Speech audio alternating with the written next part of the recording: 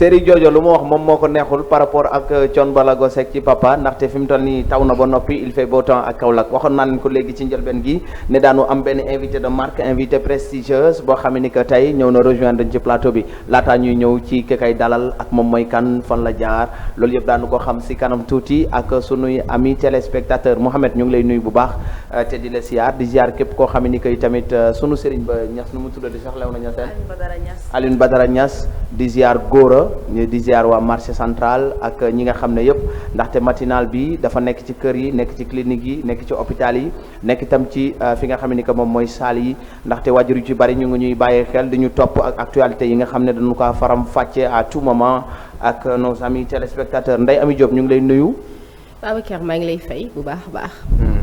di nuyu suñu téléspectateurs yi nga xamante ne ñu ngi ñuy seetaan à travers la Kaolack TV la télévision de la proximité di wax ne rek am nañu mbégte bu baax a baax ci topp bi ñuy topp à chaque fois. aywa léegi dañu lay bala gan gi nga nuyu ko ñun tam bu ko defee ñu xam moom mooy kan. di dalal Insa Diouf nag xam nga ku ko xam Pape Demba bi tey mu nekk ci wetam di def liggéey bu am solo mu nekk tamit ci pôle communication bu Benno Bokk Yaakaar.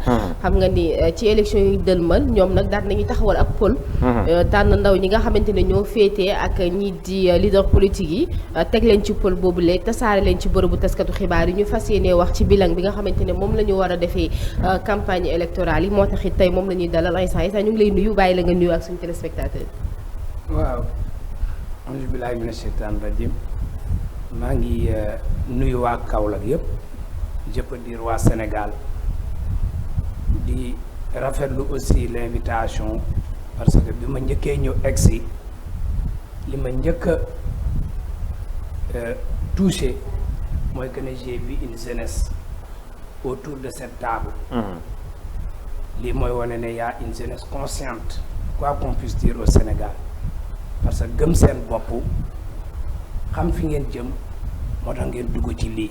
je veux dire c'est dans l'entrepreneuriat et que je vous encourage à persévérer parce que le métier c'est un métier boo xam ne yéen a ma ko gën a xam y a la déontologie donc ngeen gëm seen feuille de route gëm li nga xam ne moom la métier bi laaj di leen ci ñaanal ngeen am ci ay ndam yoo xam ne weesu na seen njort. di nuyu Sénégal yëpp di nuyu Kaolack di nuyu aussi mon frère mon leader Pape Demba Bitèye di nuyu toute la coalition de la grande mouvance présidentielle di nuyu aussi l'opposition. jërëjëf kooku moom mooy Insa Diouf laataa nu koy bàyyi ak Ndeye Amy mu nuyoo parce que ñun dañu baaxee fii ku ñu fi présenté ku ñu fi ñëw dañu lay wax yow la kan léegi ñun bu ñu la laajee Insa ñun ak téléspectateurs yi lay seetaan yow la kan loo ñuy tontu. waaw man Insa benn nit laa bu ordinaire boo xam ne Kaolack laa juddoo jàngee Kaolack màggee Kaolack mais teel a embrasser les mouvements associatifs. À l'heure où je parle je dirige une structure qui s'appelle ODCAV l'ODCAV de Kaolack l'organisme départemental de coordination des activités de vacances ma nekkoon école aussi gëm les mouvements les FOSCO et autres. teel a dugg nag ci politique parce que moment bi ma ciy dugg aussi y a beaucoup de jeunes qui sont là aujourd'hui ñoom peut-être intéressé wu leen. j'ai suivi les pas de mon père feu Ablaye Diack j'ai fréquenté l'école du Parti socialiste qui nous a permis aujourd'hui ñu am cette formation politique di ci sant yàlla bu baax a baax su ma gisee aujourd'hui la jeunesse di dugg ci mbir mi dama leen ci encourager parce que jeune moo war a def politique. bi ma jaaree au Parti socialiste jóge fa j'ai fait mes pas au niveau de l'AFP après la défaite du Parti socialiste en 2000 bi ñu toogee ba à un certain moment xamatuñ fu ñu jëm nous avons vu un fils de Kaolack boo xam ne à travers une finale de la zone 1 ñu parrainé woon ko mu war a jiite la finale muy en l'occurrence Pape Demba Bitèye. À l'époque il était le conseiller technique numéro 2 du ministre Thierno Alassane Sall mu accepté parrainer l'affaire bi mu ko parrainé nous en tant que jeunes nous l'avons tendu la main. Dire que Kaolack a besoin de ses fils. C'est un intellectuel pourquoi ne pas descendre sur le terrain politique mën nañu wax que ne loolu bokk na li poussé Pape Demba Bitèye wàcc sur le terrain politique. Très bien depuis booba léegi ñuy ànd ci avec un mouvement qui se nomme CREM, au départ Kaolack pour la réélection du président Macky Sall en 2019, appelé CREM 2019. Lorsque l'objectif a été atteint, maanaam falaat ko en 2019, on a dit que ne turu CREM bi miin nañ ko, mais l'objectif de 2019 mënatul continuer. On a maintenu CREM, mais le contenu ñu changé ko muy Kaolack sur les rampes de l'émergence avec Macky Sall. Macky Sall mu ngoog kii ngeen jàkkaarlool moom mooy Pape Mademba Bitèye Ndeye Amy dina xuus ak ñoom ci question d'actualité yi ak tamit élection législative yi ñu nekk fa ñu jëm ak yooyu ñu ngi ci 11e journée de campagne électorale bi ngeen demee ci li nga xam ne moom mooy terrain bi lan ngeen fa gis njëkk ak tamit bi ngeen nattee seen bopp lu mu leen jox. waaw bi ñu demee ci terrain bi li ñu fa gis mooy que ne nit sooy dem ci joŋante da ngay am le courage affronter li nga xam ne moom nga gis mënoo dem ci terrain bi soo toogee ne li ma gis yëpp c'est di nickel yaa ngi nax sa bopp parce que dañuy dem am ñoo xam ne dañuy ànd ak ñun am ñoo xam ne duñu ànd ak ñun ñi àndul ak ñun on va essayer de les convaincre donc li ñu gis ci terrain mooy que ne ñëpp gis nañ que ne les élections yi ñu passé dañ cee jàngat on était ci ay meeting di dem ci ay rassemblement yoo xam ne à un certain moment donné on a jugé que c'est inutile parce que la population ñiy voté nekkul ne ñooy topp nit ñi ci meeting yi mais ñiy voté ñu ngi ci kër yi ñiy voté ñu ngi ci grand place yi ñiy voté ñu ngi ci bureau yi c'est pourquoi la stratégie bi nga xam ne c'est demandé par le président de notre coalition en l'occurrence son excellence Macky Sall c'est de faire des proximités, aller à la rencontre de la population, les écouter, xam seen problème, engagement yi ñu ci mën a jël ñu jël ko yi ñu ci mën a régler ñu régler ko. Donc ci loolu bu ñu duggee sur le terrain am nañ yaakaar parce que ki la wax ne ba ñu ma la woteel mais lii moo tax mënu ma la woteel soo jëlee engagement respecté loolu je crois que di nga ci am ndam. Donc il y avait un acquis qui était là ñu am la chance man li may wax souvent mooy que ne Benno Bokk Yaakaar c'est une machine boo xam ne si c'est huilé vraiment on ne peut pas perdre des élections à Kaolack. bu nooyee vraiment parce que nooy bi c'est quoi c'est l'unité il faut le dire parce que ànd bi su dee sincère na et ànd bi aussi ñu ngi ko teg dans l'unité on peut battre n'importe quel adversaire mais si aujourd'hui aussi on constate que il y a certains détails il faut que ñu régler les problèmes loolu pour mën a dem à l'avant parce que élections yi dinañ ci dem ci biir waxtaan bi c'est pas les élections de Pape Mademba Bitèye même si les têtes de liste départementale. Absolument. C'est pas les élections de Macky Sall mais c'est les élections de Benno Bokk Yaakaar du président Macky Sall qui a une vision à continuer et que de facto il faut qu'il y ait une majorité à l'Assemblée nationale pour acheminer ces projets parce que ne pas avoir la majorité à l'Assemblée nationale mooy bloquer sa vision. ñu yóbbu Sénégal dans une instabilité boo xam ne kenn xamul lan la c'est pourquoi ñun nous avons l'obligation su dee moom lañ gëm d'unir nos forces. Nous avons l'obligation ñun ñu ànd benn bloc ku nekk bàyyi sa problème bu bopp te ko fële yoo xam ne benn objectif la ñu am mooy donner au président une majorité éclatante au soir du 31 juillet et c'est possible.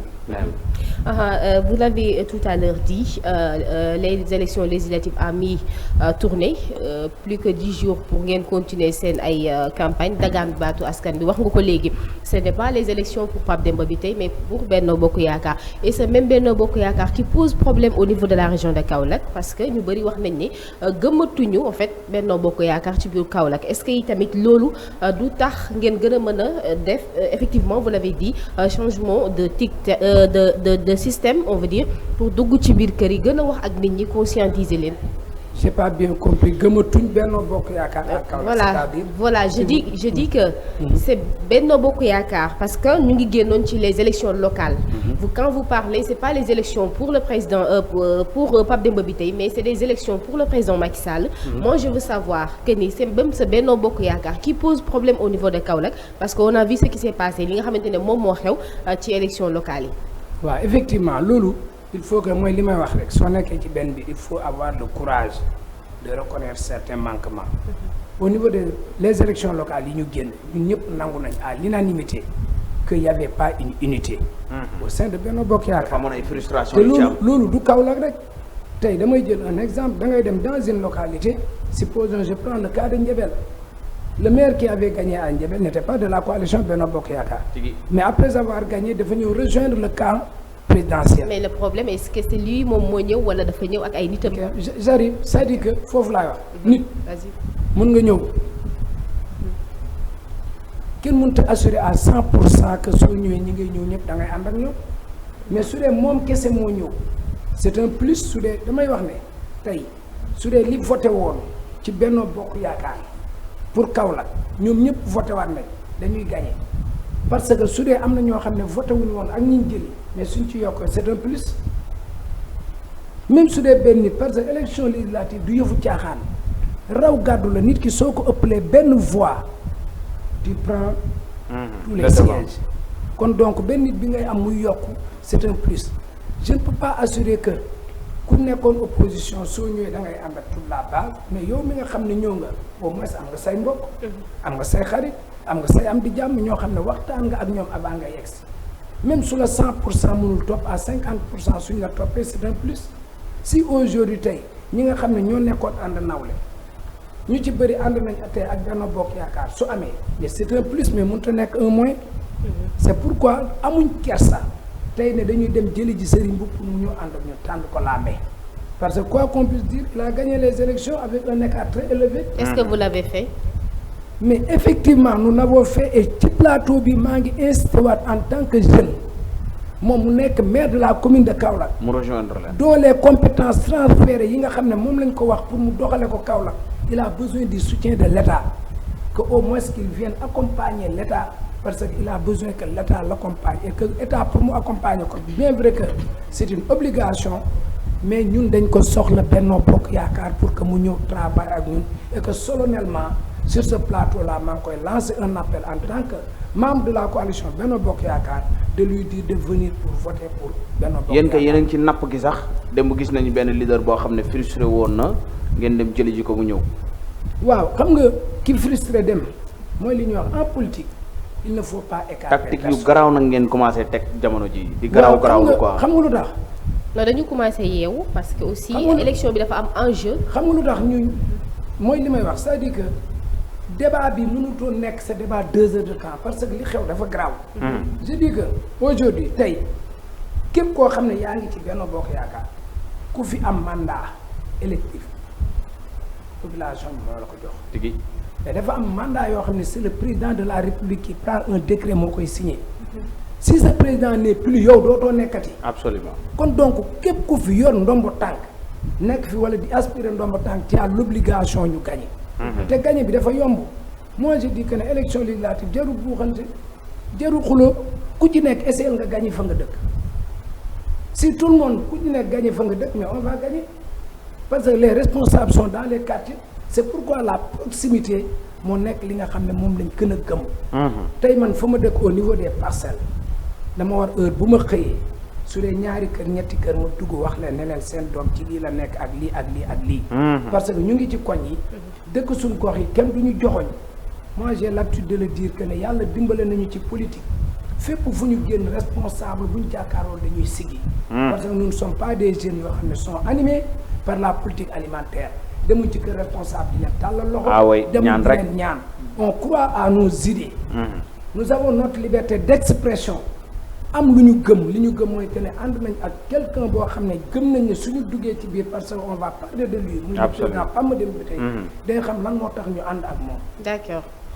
D'accord Aïssa, on va parler du président Pape Demba Bitèye gis nañ ne élection législative yi élection locale autant pour moi mu ngi woon ci peggu Modou Ndiaye Rahma mais y a eu vraiment des scores yoo xamante ne nii ñoom ñaar am nañu ko et le choix a été encore fait sur lui pour mu diriger les élections législatives est-ce que yéen a ngi bàyyi xel ni élection locale yi mu ngi ci woon te askan bi joxoon nañ leen ginnaaw. waaw xam nga élection boo gis rek ak phénomène bi ci nekk. moi je dis que ne y avait beaucoup de manquements ci élection locale yi sur le plan communicationnel ainsi de suite on a péché quelque part fi ñu péché xam nañ ko duñ toog di ko dévoiler parce que soo demee ci benn mbir dañ koy wax un élève par exemple da ngay dem defi devoir nga am exercice dem def devoir ñu may la une note par exemple 10 nga forcé def des erreurs de calcul soo ñëwaat pour un deuxième devoir tu vas prêter attention par rapport à tes erreurs de calcul. ñun on a fait des erreurs xam nañ suñu erreur fii mu nekk on a pris acte et que ñu ngi ciy dox ay jéego pour que loolu du ñu talaat te rafet nañ ci njort parce que nag lépp lu nit mun a wax mooy que ne Modou Ndiaye Rahma bi muy dem ci élection locale su ko Kaolack yépp delloo woon njukkal li mu def pour Kaolack n'allait pas perdre cette mais est-ce que nekkul aussi que pour la question est-ce que nekkul aussi que le président Pape Demba Bitèye n'est pas politique aussi. non l'affaire c'est pas politique c'est-à-dire que. mais am na ci acte bu am solo. maa ngi ñëw l'affaire c'est pas politique xam nga qu'est-ce que ça veut dire être politique. man c'est-à-dire loolu laa bëgg nit ñi comprendre lan mooy politique. maanaam def yëfu ngeen baal ma ci thème def yëfu caacaay def yëfu naxante su dee loolu mooy politique nañ leen bàyyi politique man politique li ma gëm mooy li nga gëm nga koy wax te di ko jëfee. et que ñun ñëpp gëm nañ ni Pape Demba Bitèye Sène loolu la doon loolu moo nekkoon ni slogan am j'ai 3 paniers benn panier bi mooy soo ñëwee yow wax ma ne ma defal ma lii su ma ko mënee daar da koy exécuter ñëpp xam nañ c'est comme ça qu'il fonctionne su dee lu mu war a uti dina la wax may ma quelque temps su dee lu mu mënul dina la ne lii mënuma ko ànd loolu moo ci su dee un politicien yaa ngi doxalee noonu qui est technocrate ñu ne la doo politicien kan mooy doon politicien ki la wax ne tey Babacar yéen kat suba ñëw naa fi émission neex na ma ne suba seen studio bi dinaa ko ambiler dinaa ko def lii 2 jours après nga oo ma téléphone doo ma jot. su dee loolu mooy politique loolu mooy un politicien kon yal nañu yàlla musal ci politicien man li ma gëm ci politicien mooy c'est lui qui est au service de la population c'est lui qui est au social collectif maanaam tey bu mu gis ne defar Babacar mooy régler problème bi. mais su gisee ne à travers ce groupe là su defalee groupe bi Babacar dina ci gis boppam kii gis ci boppam kii gis ci boppam loolu mooy le social collectif ki nga xam ne tey la population qui est accessible soo ñëwee jaxasoo population nit ñi dañuy xam ne kii nitu kese la je crois que loolu vertu yooyu un homme correct intellectuel sincère accessible qui répond toujours aux besoins de la population qui est toujours présent à la demande sociale moi je crois que loolu la ñuy xaar ci politique. léegi ñiy wax ne njëriñam bariwut moom Pape Demba Bitèye lan nga leen njëriñu Pape Demba Bitèye bariwut lan nga leen di tontu. xam nga tey dama doon wax dans le cadre de la coalition.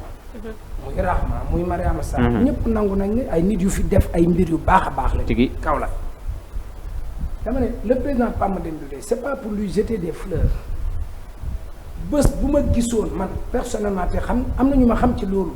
sama gëm-gëm sama jaar. yow kay bañkat nga. bés bu ma gisoon que ne yoon bi mu teg nii c'est pas pour l'intérêt de Kaolack. sur le Saint-Coran je vais lui tourner le dos. et du ma ci am gêne mais man nekk ak bi ma nekk ak moom jege bi ma ko jege dama ne la j'ai fait les pas avec Ablaye Diack li may wax ay mag ak may dégg Kaolack. parce que la radio est très suivie. très bien. ay mag ñu ngi may dégg Kaolack dama ne Kaolack ba Kaolack rek amul benn ancien politicien bu may teg tànk këram te joxuma ñaari loxo et kenn du ma dindi ci li may wax bi ma fa jógee j'ai fait les pas avec AFP. Le président Khoureychi Niass l'honorable mu ngi may dégg il ne décidait rien en politique sans m'appeler et bi ma ñëwee ak Pape Demba Bitèye je dis que ne je n'ai jamais rencontré un politicien un homme politique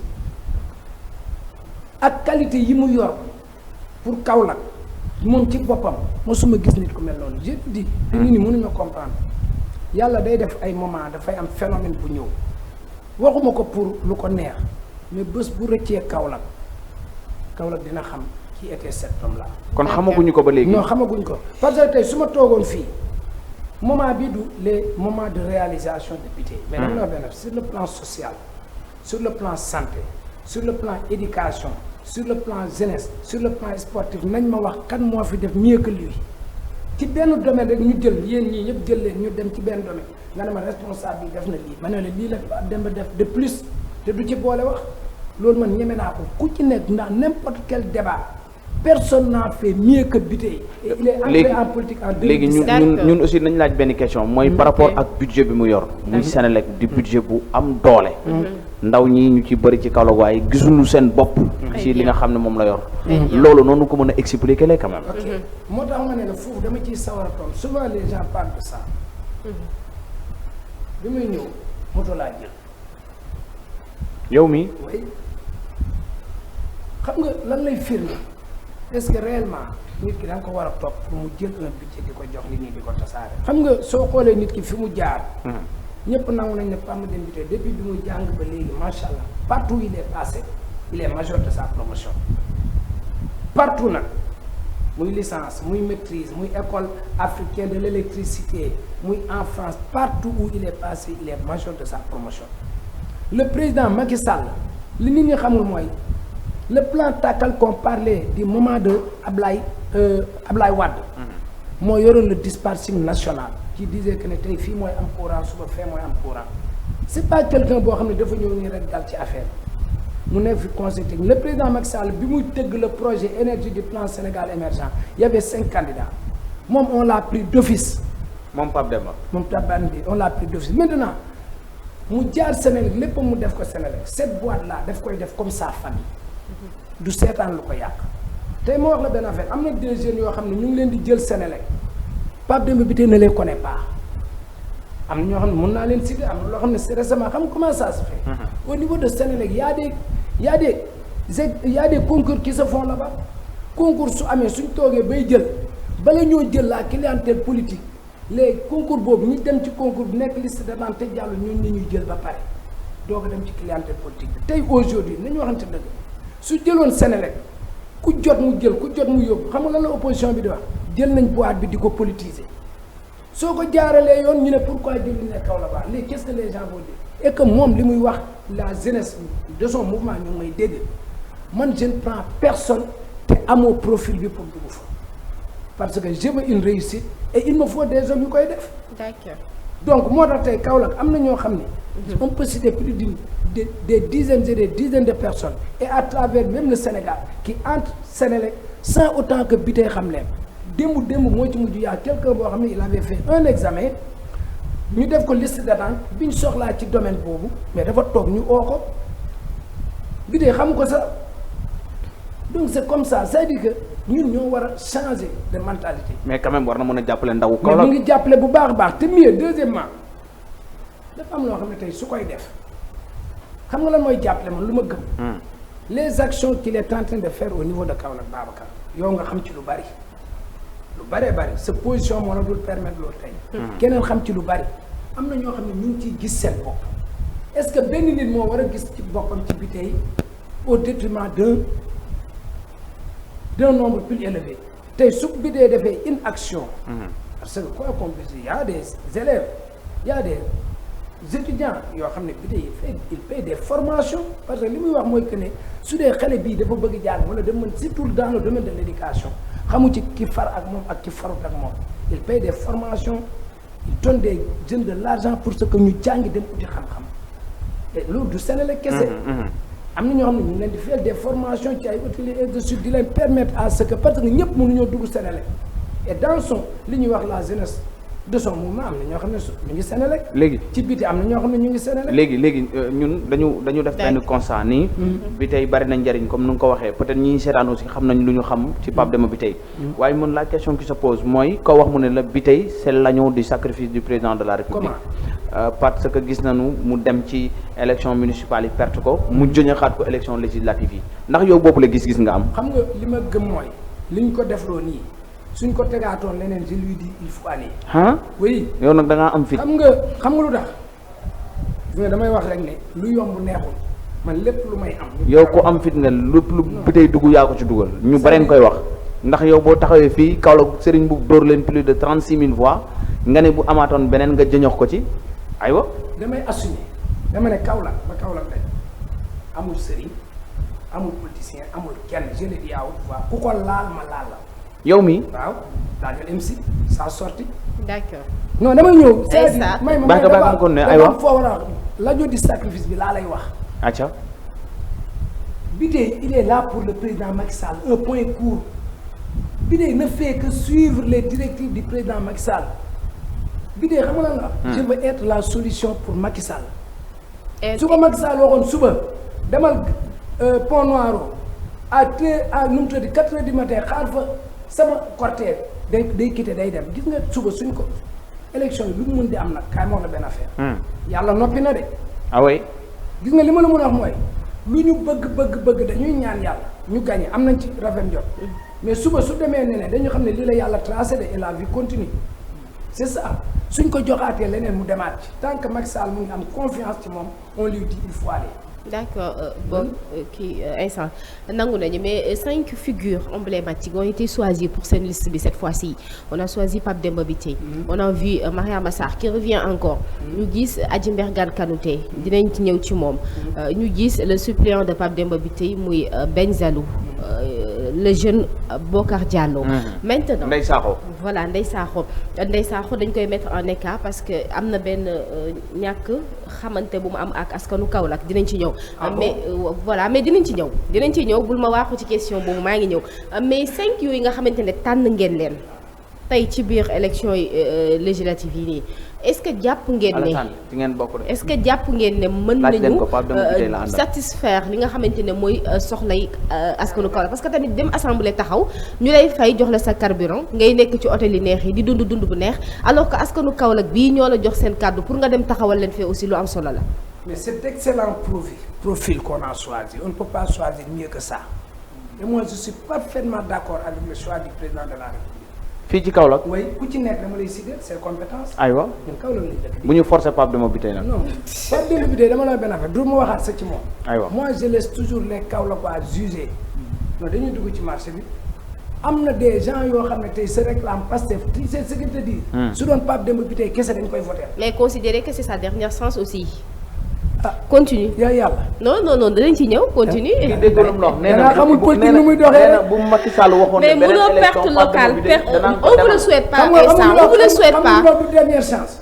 mais ñun est-ce que vous connaissez le projet de Pape Demba Bitèye. d'accord mais sur le plan sur le plan politique instant man li may wax mooy politique Kaolack ku mu neex ku mu naqari ku koy def dama ciy bokk par force. ok. kon kay du son dernière chance. non sur le plan politique jaar-jaaram dafa am solo dafa ànd ak Ablaye Diack te Ablaye Diack Ablaye Wade waxoon na ko ne yow rek ngay ñëw di ma wax jafe-jafe Kaolack. mais fi ma bëgg a ñëw mooy est-ce que. ci les candidats. non attends sur les profils mais dama la bëgg a wax ne est-ce que tey vous avez perdu les élections locales est-ce que tey je ne vous le souhaite pas mais bu ngeen perdre les élections législatives est-ce que du nit ñi aussi du ñu doyal ci Pape Demba Bitèye c'est ce que je voulais dire. attends je touche les bois ba pare. wutal ko ban non moi je ne vous le souhaite pas. non je sais non c'est le débat lépp da nga koy calculer. mais dama la wax aussi lépp aussi da nga koy teg ci loxo yàlla.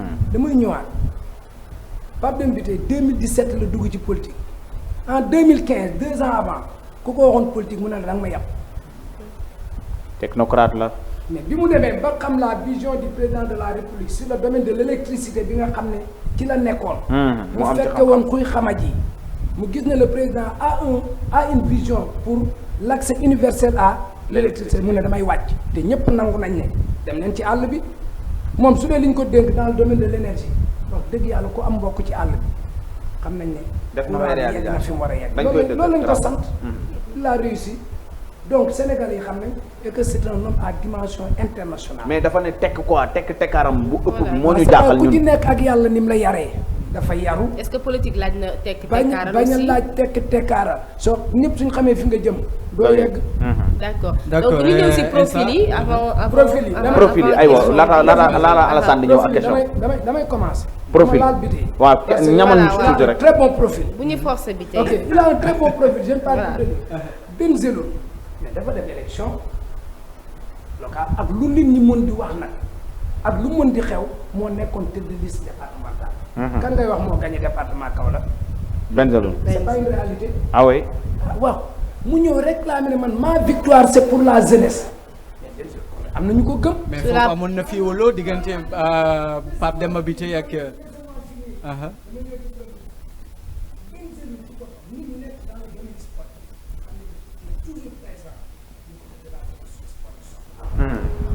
du côté des groupements de femmes ñëpp xam nañ ne sa femme nan la engagé wu di accompagner les groupements de femmes kon kooku am na vécu ak Kaolack. gars yi bu ñu nee il ne reste pas loolu la ñuy tontu. xam nga mooy pèse lourd mooy nag. dañuy naxante en politique man damay am lu ma gëm ci politique. parce que sama expérience. su ma amee ay millions ñu ne ma ti pèse lourd parce que koo oo mu ñëw uyu la du loolu pèse lourd duñ ko nattee baromètre bi du ay oo nit ñi xam nga lan fexe fa nga dëkk nga koy gagné. fexe fa nga bokk di gagner loolu mooy peser lourd man tey su ma ñëwee. dama la jël benn affaire je dirige une structure bu mel ni ODCAV. qui fait 24 zones réparties dans tout le département mais le mouvement est apolitique. absolument wax naa ko un jour ñu naan ma da ngay politiser le mouvement man leen su ma mënoon politiser le mouvement ñëpp ànd ak man. même wuti député. waaw ma topp ginnaaw kenn di.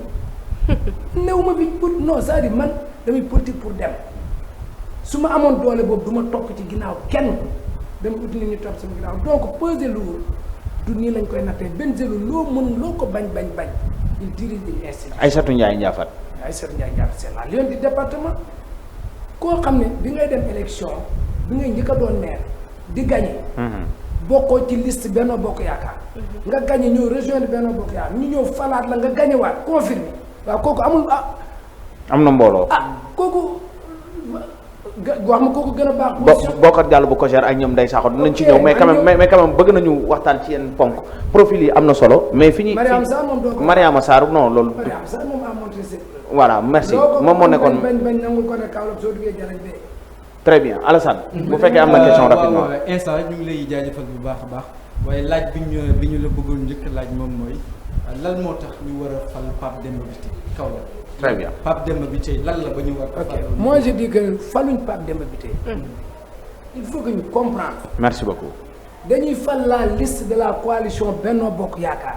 alors pourquoi donc la question bu l'excuser lu tax ñu war a def loolu voter pour la liste Benno Bokk Yaakaar. waaw léegi lu tax ñu war a voter Benno Bokk Yaakaar. dafa yomb.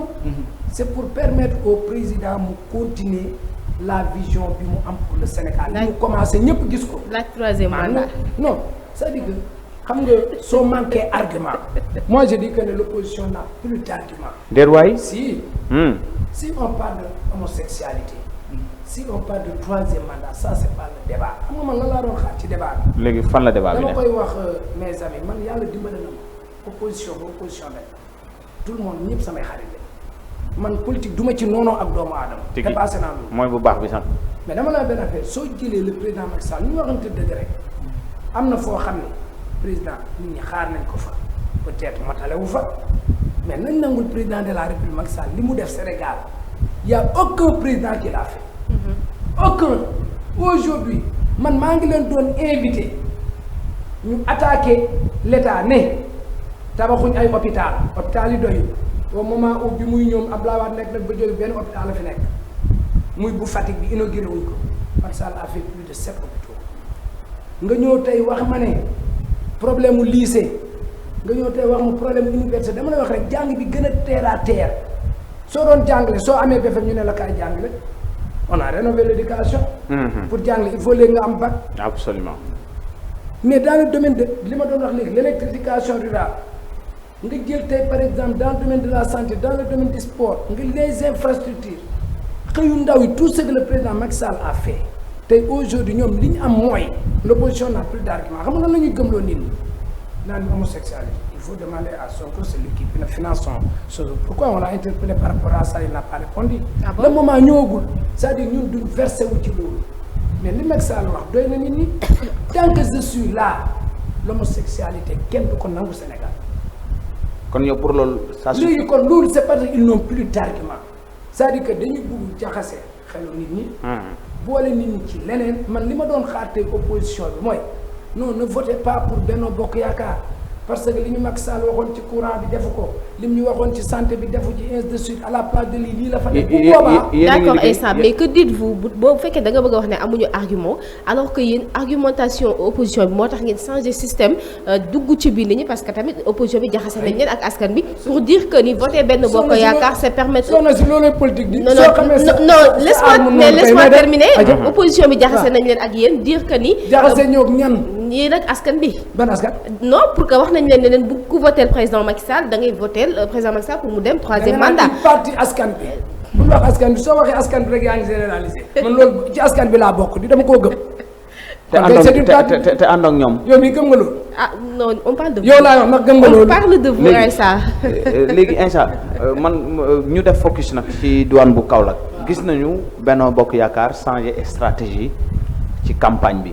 lu ñu mosul gis ngeen di def porte ma ñëw dans local yi amoon na loolu. waaw mais bii da ngeen ko gën a fulandil ne wàcce leen oto yi gaare leen oto yi dugg leen ci biir kër yi. bii pourtant démb ci meeting lañ jógee. très bien may mu ñëw rek. léegi stratégie boobu noonu ngeen changé. dugg ngeen ci askan bi lan ngeen gis njëkk bi ngeen nattee seen doole. waaw xam nga damay wax. parce que tey ñu ngi ci 11e jouru campagne. plus que 10 jours rek. mais ku ko gis da nga koy roy même su dee dafa am ñu doon def proximité. je m'excuse te soo jël seen bi muy jël la mairie de Kaolack ñëpp xam nañ il avait mis l'accent sur la proximité. absolument mais c'est une bonne chose. léegi man est-ce que damay am kersa ne lii baax na naa ko roy même un opposant su defee benn affaire mu baax man su ma ko mënee roy dama koy roy c'est ça la politique bi c'est-à-dire il faut que nit ñi wàcc bi ñu duggee ci population bi. mooy li ma wax sama njëlbeen am na ñoo xam ne nee nañ pare nañ pour voter par là je salue le travail formidable que Mohamed Gueye est en train de faire avec son centre d'appel ñun xam nañ la fa nekk wàcc nañ sur le terrain. Mohamed Gueye qui était à benn ànd nawle ànd liggéey. ah waaw il a vu que ànd nawle demul gis na ne les meilleurs profils kenn gënul Pape Demba Bitèye mu ñëw ànd ak moom et il est en train de faire un travail extraordinaire avec les jeunes de la coalition. Dans son centre d'appel mais dañ fay gis li nga xam ne moom lañ soxla nit danaan la dama lay woteel nit ne duma la woteel parce que lii ak lii nit ne nag duñ ñu woteel dañuy jéem a xool comment on va faire pour les convaincre kon li ñu gis ci terrain bi man résumé naa ko maanaam am na des gens yoo xam ne pare nañ pour woteel ñu am na ñoo xam ne pare wuñ pour woteel ñu parce que kenn mënut a am unanimité mais li ci ëpp solo mooy li ñu gëm mooy balaa ñuy wax ñii dañuy woteel dafa am lu ma waxoon ci njëlbeen ba dama ne si la machine de Benno Bokk Yaakaar est bien huilée. On va gagner les élections. foofu sax laa bëggoon ñu def focus ndax dëgg leader yi li ñuy wax ñu ngi ci ñoom sa gis-gis bi nga leen gisee ñu def retrouvailles Mariama Sarr Pape Demba Bitèye ak ñoom. Bitèye man jaay xam keneen ak keneen man kenn yoraluma sama kër.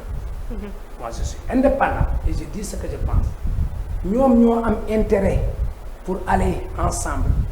nga ku ci foog ne président Macky Sall ngay nax sa bopp ngay nax le président Macky Sall kuy am information moo la ëpp information. C'est le président de la République il a toutes les informations ku ci nax sa bopp bañ perte les élections là ku nekk yaay xool fa ngay régler ji sa problème. tigi donc moo tax ma ne man du ma chercher ndax c'est sincère ou c'est pas sincère xam nga li ma leen di invité mooy. Ils ont intérêt à aller ensemble, à gagner ensemble. Pas pour d'abord pour l'intérêt de Macky Sall ni l'intérêt de Sénégal, mais pour leurs intérêts et leur carrière politique. Parce que à partir de là, ci la seen carrière di décider waat. Et l'intérêt des Kaolackois dans tout ça? Mais si aujourd'hui ñoom ñu gagné l'intérêt des Kaolackois kay c'est très clair ñun dañoo gëm ne Macky Sall est en train de faire un bon travail pour le Sénégal. Kaolack fait partie du Sénégal. Donc si on gagne kay c'est l'intérêt de Sénégal de Kaolack. jigéen ñi seen programme. jigéen ñi implication jigéen ñi seen programme nu mu ci wala ndey saaxu ngeen ko bàyyi ak Mariama Sarr. xam nga yàlla dafa def gis nga taaru bi ñu toog nii. ñaari jigéen lañ fi yéen ñëpp jigéen ñi mooy wax. c'est-à-dire elles sont incontournables dans ce pays. looy def. yaa ngi neexalaat. non neexalaatuma di. sama kër laay jóge ji.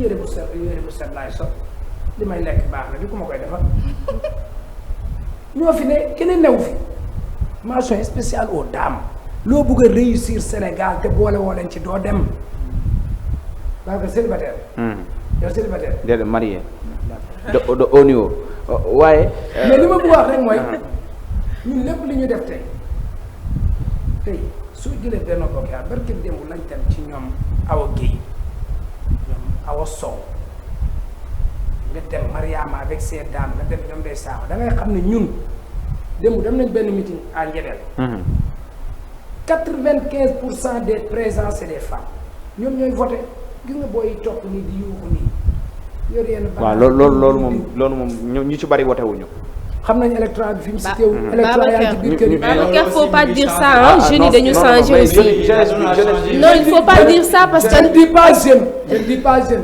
mais déformé pas je dis loolu concerné nañu ñun concerné dama ne non mais instant loolu pour mu dégg la ñuy daw dañu topp si ci meeting yi en grande partie du ñooy voté ñiy voté mais instant loolu pour mu dëggalal la ko rek soo demee préfecture nga def investigation bi nga xam ne ñu ci bari carte ya fay nelaw ay jeunesse bi ñoo ko moom moo ko benn affaire bu gën a leer ci ta carte électeur jour élection ci ñi njëkk a jóg voté ci nga bokk man mënu maa xam fi ngay voté keneen mënut a xam fi ngay voté parce que bokkoo fenn loolu laa ne la ñiy voté mooy ñooñu ñoo mënut la nit mënut a maîtriser ah oui parce que bu ñu la grande muette bëgg benn mbir bay nax sa bopp nga indi coon dama ne ñiy voté ñu ngi ci biir kër yi. waaye xam nga mais il faut aussi accepter askan bi li ñuy xarab Benno Bokk Yaakaar mooy suñu leen wotelee ay député Macky Sall la ñuy doon. voilà c'est ce que je voulais dire ndax loolu yéen a ci tenir compte député Macky Sall mooy dem lu Macky Sall ñëw nga wote tàccu wote. léegi suñu leen voté loo député opposition la ñuy doon xam nga Sénégal lan moo fi nekk ak 99,9% ñi nekk assemblée nationale pour man l'opposant lépp lu pouvoir indi dama ko war a bloquer ñun dañoo war a fal ay député pour ñu dem lépp lu gouvernement bi taxawal ñu bloqué wu. kon kay Sénégal mooy bloqué wu. c'est-à-dire ñun suñu waxee ne député Macky Sall dañuy nangu xam nga lu daal su dee Macky Sall li muy teg ñun gëm nañ ne projet bi ñu nekk ak moom. muy le plan Sénégal émergent bi ñu nekk ak moom mu ngi koy dérouler mais suñ koy indee assemblée nationale mais on va applaudir mais suñ ci waree joxe suñ point de vue dañ ciy joxe suñ point de vue mais xam nga li ci ëpp solo lépp mooy. ñii nekk Kaolack ñu leen di waaj a fal. gëm naa ne ku ci nekk di nga taxawu Kaolack xam nga député bi ñuy fal pour mu jógee koo xam dem beneen gox xam nga lan suñuy séddale lay dem ca gox ya wala ku ci nekk na nga war a taxawoo sa gox ñu taxaw ni ñun Kaolack manqué nañ lii. seen campagne du neex. parce non que si parce que seen campagne du neex parce que. man de maa la ko wax fii amuñu bilan yu bari xamuñu leen man maa la ko wax fii ci sa télé bii su ma la war nga gëm yàlla dinañu defal ndam incha allahu rabbi mais que c'est ñi ñuy investir ñu préparé wu que suñu baat la ñuy yóbbu. ku njëkk a def ay yiir taxawloo Kaolack ni nga ko war a taxawloo fii laay taxawaat sa rajo bi joxoñ ko baaraam. c'est-à-dire que si am fit nag. non du question fit xam nga lu daal ni da ngay am gëm-gëm mooy ne ñu newuñ ci politique ñu ñuy gis ne nous sommes au pouvoir parce que xaalis lañ soxla nous sommes au pouvoir parce que suñ poste la ñuy wëral c'est-à-dire il faut ñu bàyyi image boobu ñu ñuy catégoriser c'est-à-dire nit ku ci nekk da nga am sa gëm-gëm. nit ku ci nekk da nga am sa conviction. très bien man nangu naa un jeune dem dans l'opposition mais na un jeune nangul moroomam mu dem au pouvoir. d'accord Babacar. man li ma jaaxal mooy. maanaam ñoom buñ soxlaalee nit ñi façon wax bu neex bu ne di nga ko dégg. mais buñ demee ba toog li ñu waxante woon yëpp duñ ci def dara. mooy falu soppeeku. falu fuuy. pourquoi loolu. soxna si nag yaa ngi door a poser question bi gën a neex man su ma commencé ci ki ma nekkal. fexeel boobu fi changer numéro rek. man mënuma changer numéro. man maa ngi moom maa changer man foofu nga di ma fa fekk. moom bu changer numéro man maa leen di yóbbu gërëm. aywa pour vous dire loolu na leer. bi dee 2017. la dugg ci politique. li mu def ci action sociale de 2017 avant muy nekk directeur général Senelec. bi mu nekkee directeur général Senelec sa def pour war la ne ñun dañuy ànd ak ay nit ñoo xam ne. yàlla daf ñuy permettre suñ la buggee wax li ñu xalaat dañ la koy wax mun naa ko ne c'est un leader boo xam ne li muy accepter li muy dégg di ko assumer jafe na ci responsable ànd naa ak ay responsable ba tàyyi di politique xam nga lu ñuy wax benn décision ñoom ñoo ko yor mais c'est nous qui décide pour buter te ñooñu nekkuñ nit ñoo xam ne dañoo xaar ba yor ndomba tànk nit ñi doog leen sentir soo bëggee xam li may wax demal tey au niveau de Kabatoki demal dans les autres quartiers. Il avait commencé à faire ses actions même avant d'entrer en politique. très bien. aywa Pape Demba Bitèye dafa war a nekk léegi en direct ngeen ko seetaan moom tamit en direct ndawam la ñu dalal mais ñun dañ doon introduire rek ci kanam tuuti di ngeen dégg Pape Demba Bitèye ci jëmm boppam candidat bi nga xam ne moom la ñu teg tête de liste départementale coalition Benno Bokk Yaakaar moom mooy kan lan la bëgg ak i tamit lan moom mooy ay bëgg-bëggam ak ay naalam ngir bu demee assemblée nationale yóbbu ko léegi da ngeen ko am en direct bu leen pousse bu leen randal ñun dañuy tàggatoo ak instant dinañu ñëw benn kii rek bala ngaa rëcc. waaw seen benn confrère Mamadou waaw am na jox nag barke démb dafa taw stade Lamine Gueye ñuy def une finale mu osé jël micro ne la jeunesse sportive de Kaolack lii man maa leen koy wax solennellement c'est le moment pour que ngeen delloo njukkal président Pape Demba Bitèye pour tout ce qu'il a fait pour le sport te kooku farut ak ñun. très bien mu ngi xam naa sax Pape Demba Bitèye mu ngi ñuy seetaan à l'instant bu ko defee ñun tam dañuy rendre antenne bi tàggatoo leen bu dul tàqale ko suba ak jàmm violence bi quand même violence bi bari na Babacar, moi je voulais que nga wax ci violence bi ce qui s'est passé avec yéenay tooñ bàyyi leen tooñ ngeen ne bàyyi leen tooñ instant bàyyi leen tooñ Babacar xel lim nangu rek bàyyi leen tooñ xel lim nangu man su ma jógee di ngeen a mën a tooñ def trop caravane yor spécimen yor affiche yéen a tooñ ñëpp nee nañ yéen a tooñ ki yor spécimen yor affiche yoroo benn arme waaye est-ce que kooku di nga dem di attaquer ji ku yor arme. d'accord mais dañu wax dëgg rek pour lu logique am na. très rapidement c'est-à-dire que du ma wax mais sama mbokk yi. Pastef bi non vraiment. ay toonkat s'ils croient que ils vont diriger ce pays dans la violence ou bien ils vont accéder au pouvoir dans la violence après nañ dem xam nga lan ban message laay lancer. waaw gaaw mu gaaw ban message ci violence bi. ku ñu gaañ Kaolack su taxawee xam naa ko wala am na ko wax. très bien. kon ñun tey suñ toogee ba ay nit. nekk feneen. di ñu boole ñuy reyante man du ma ko defal doomu aadama. et j'invite à tous les jeunes. merci merci beaucoup Issa jeex na merci beaucoup Alassane jeex na pour tey suba jàmm. allez merci beaucoup Nabou ba suba jàmm. Inch'Allah Babacar.